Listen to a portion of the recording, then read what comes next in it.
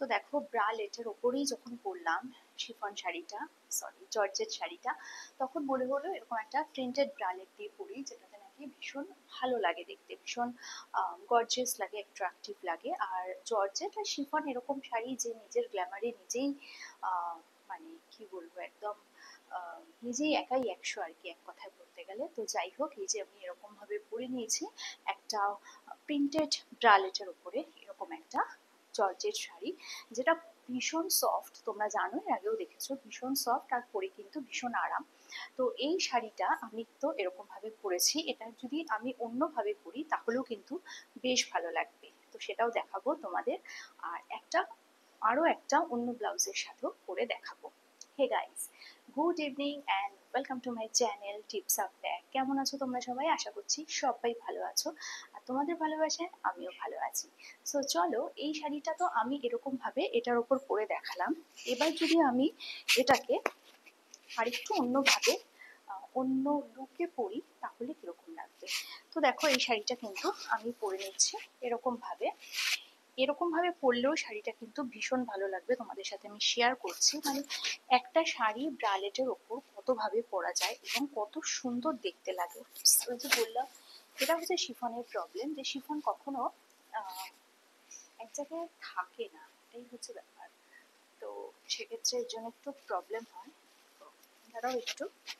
তো আর এখানে যেহেতু আমি ব্রালেটের উপর করছি, সো আমার কোনো পিন আপেরও জায়গা নেই। তো দেখো, এরকম ভাবে একটা শিফন শাড়ি আমি কিন্তু পরেছি এরকম একটা রেড ব্রালেটের উপর। দেখুন, এরকম একটা রেড ব্রালেটের উপর আমি এরকম একটা শিফন শাড়ি পরেছি। প্রথম তো শাড়িটা দেখালাম ওরম ভাবে পরে, আর আরেকবার দেখাচ্ছি এরকম ভাবে পরে, যেটাতেও কিন্তু বেশ ভালো লাগছে। আর এটাতে কিন্তু মনে হচ্ছে আমি একটু আটকৌড়ে করে পরেছি, কিন্তু না, এটা কিন্তু আমি আটকৌড়ে করে পরিনি, এটা কিন্তু আমি নর্মাল ওয়েতেই পরেছি। মানে নর্মাল এরকম দেখতে পাচ্ছ, কুচি রয়েছে এখানে, এবং কুচির সাথে কিন্তু আমি এটা পরেছি। বাট হ্যাঁ, এটা আমি একটু আঁচলটা একটু অন্যভাবে দিলাম, যাতে পরতে মানে দেখতে ভালো লাগে।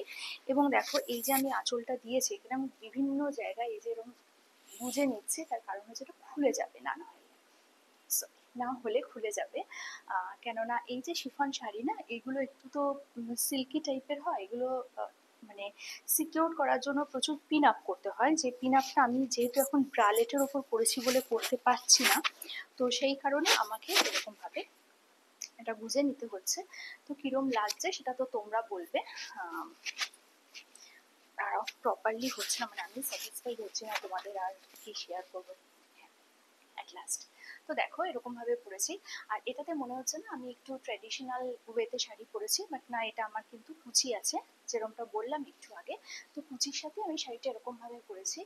ব্রালেটের সাথে এরকম একটা শাড়ি পরে কিরম লাগছে সেটা তোমরা বলবে। এটা হচ্ছে আমার ব্যাক লুক, এবং ব্যাক লুকটা একটু ঠিক করে নিই শাড়িটা একটু। এবং এই যে আমার ব্যাক লুক হচ্ছে এটা, আর এটা হচ্ছে আমার ফ্রন্ট লুক। তো দেখতেই পাচ্ছ। আর আঁচলটা আমি যেরকম দেওয়ার চেষ্টা করছি কিছুতেই সেরকম থাকছে না। তো দেখো, এরম ভাবে আমি আঁচলটা দিয়ে দিলাম, আবারও সেই পড়েই গেল। তো আঁচলটা সিকিউর করার জন্য এর আগের ভিডিওগুলোতে যেরকম আমি দেখেছিলাম এখানে একটা নট বেঁধে নেওয়া, সেটাও তোমরা বেঁধে নিতে পারো।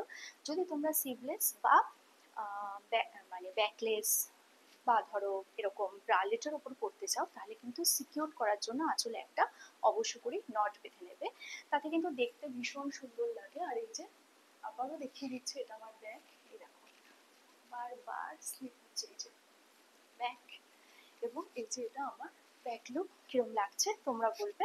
আর ভালো লাগলে প্রচুর প্রচুর শেয়ার করবে, সাথে থাকবে। কালকে আসবো অবশ্যই একটা নতুন ভিডিও নিয়ে, ততক্ষণে